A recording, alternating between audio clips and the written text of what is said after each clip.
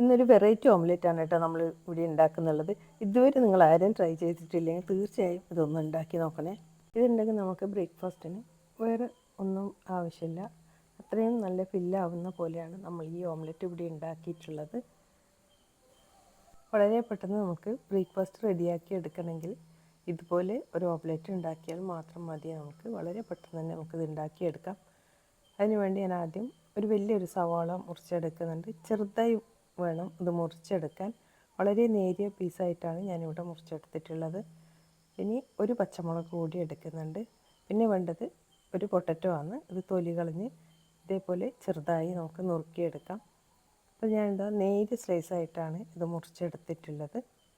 ഇനി ഒരു പാനിലേക്ക് കുറച്ച് വെളിച്ചെണ്ണ ഒഴിച്ച് കൊടുക്കുന്നുണ്ട്. അതിലേക്ക് സവോളയും പച്ചമുളകും കൂടി ഇട്ട് കൊടുക്കാം.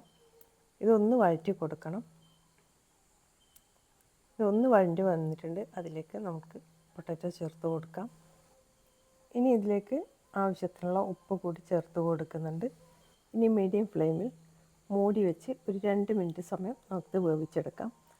ഈ സമയത്ത് ഞാനിവിടെ 4 മുട്ടയാണ് എടുത്തിട്ടുള്ളത്. ആ മുട്ട ഒന്ന് ഇതുപോലെ നന്നായി ഒന്ന് ഫോർക്കോ സ്പാച്ചുലയോ വെച്ച് നമുക്കൊന്ന് അടിച്ചെടുക്കണം.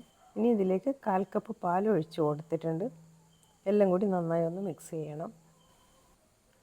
ഇനി ഇതിലേക്ക് ആവശ്യത്തിനുള്ള ഉപ്പ് കൂടി ചേർത്ത് കൊടുക്കാം. ഇനി ഇതിലേക്ക് 2 സ്പൂൺ കുരുമുളക് കൂടി ചേർത്ത് കൊടുക്കുന്നുണ്ട്. നിങ്ങൾ എരിവിനനുസരിച്ച് ചേർത്ത് കൊടുക്കുക കേട്ടോ. ഒരു പച്ചമുളക് നമ്മൾ നേരത്തെ ചേർത്ത് കൊടുത്തിട്ടുണ്ട്. ഇതും കൂടി ചേർത്ത് നന്നായി ഒന്ന് മിക്സ് ചെയ്തെടുക്കണം. ഇപ്പോൾ ഇതാ ഈ സമയത്ത് നമ്മളുടെ ഉരുളക്കിഴങ്ങൊക്കെ നന്നായി തന്നെ വെന്തിട്ടുണ്ട്. ഇനി ഫ്ലെയിം ഓഫ് ചെയ്യാം. ഇനി ഇത് നമുക്ക് നേരത്തെ നമ്മൾ മിക്സ് ചെയ്ത് വെച്ചിട്ടുള്ള മുട്ടക്കൂട്ടുണ്ടല്ലോ അതിലേക്ക് ഇത് ചേർത്ത് കൊടുക്കണം. ഇനി ഇതിലേക്ക് നമുക്ക് ചേർത്ത് കൊടുക്കേണ്ടത് ചില്ലി ഫ്ലേക്സ് ആണ്.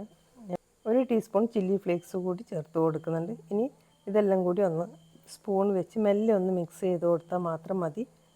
ഇനി ഒരു പാൻ ചൂടാവാൻ വെച്ചിട്ടുണ്ട്. അതിലേക്ക് 1 സ്പൂൺ നെയ്യ് അല്ലെങ്കിൽ ബട്ടർ ചേർത്ത് കൊടുക്കാം. ഇതൊന്ന് മെൽറ്റ് ചെയ്ത് വരുമ്പോൾ നമുക്ക് ഈ കൂട്ട് അതിലേക്ക് ഒഴിച്ച് കൊടുക്കാം. ഒഴിച്ചതിന് ശേഷം നമുക്കിത് മൂടി വെച്ച് ലോ ടു മീഡിയം ഫ്ലെയിമിൽ വേവിച്ചെടുക്കണം. ഫ്ലെയിം ഒരിക്കലും കൂട്ടരുത്, അടിവശം കരിഞ്ഞു പോകും കേട്ടോ. അതുകൊണ്ടാണ് ഞാൻ 10 മിനിറ്റ് സമയം വേവിച്ചതാണ്. ഇനി നമുക്കിതൊന്ന് തിരിച്ച് ഇട്ട് കൊടുക്കാം. അപ്പോൾ ഒരു പ്ലേറ്റിലേക്ക് നമുക്കിത് ഇതുപോലെ ഒന്ന് മാറ്റിയതിന് ശേഷം ഈ പാനിലോട്ട് തന്നെ നമുക്ക് തിരിച്ചിട്ട് കൊടുക്കാം.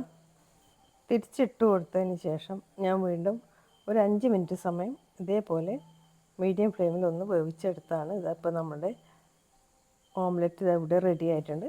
നല്ല സോഫ്റ്റും നല്ല ടേസ്റ്റുമാണ് കേട്ടോ ഈ ഓംലെറ്റിന്. അപ്പോൾ നിങ്ങൾ ഇതുവരെ ഇത് ട്രൈ ചെയ്തിട്ടില്ലെങ്കിൽ ഒന്ന് ട്രൈ ചെയ്ത് നോക്കണേ. കുട്ടികൾക്കും എല്ലാവർക്കും ഇത് ഒരുപാട് ഇഷ്ടമാവും. നല്ല സോഫ്റ്റും ടേസ്റ്റുമാണ് കേട്ടോ ഇത് ഈ ഓംലെറ്റ്. അപ്പോൾ എല്ലാവരും ഒന്ന് ട്രൈ ചെയ്ത് നോക്കണേ. നമുക്ക് വീഡിയോ ഇഷ്ടമായെന്ന് കരുതുന്നു. ഇഷ്ടമായെങ്കിൽ ഒന്ന് ലൈക്ക് ചെയ്യാനും കമൻറ്റ് ചെയ്യാനും മറക്കല്ലേ. Thank you for watching.